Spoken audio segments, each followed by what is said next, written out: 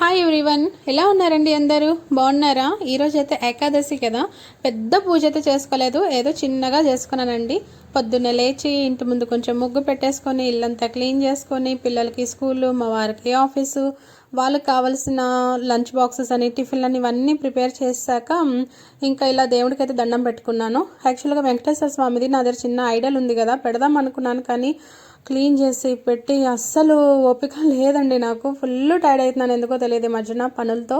Maybe Dasara వస్తుంది కదా, cleaning అది ఇదంతా పెట్టుకుంటున్నాను, ఇంకా అందుకేనేమో ఫుల్ టైర్డ్ అవుతున్నాను. సో ఫైనల్గా మా ఏకాదశి పూజ అయితే చక్కగా జరిగింది. అండ్ ఇంకో విషయం మీతో షేర్ చేసుకోవాలి, last but not the least అంటారు కదా, అట్లా అనమాట. అది ఇదేనండి, మన గోధుమలు వేసాను కదా, అదే చిన్న చిన్నగా ఇప్పుడు గ్రాస్ అనేది స్టార్ట్ అవుతుంది.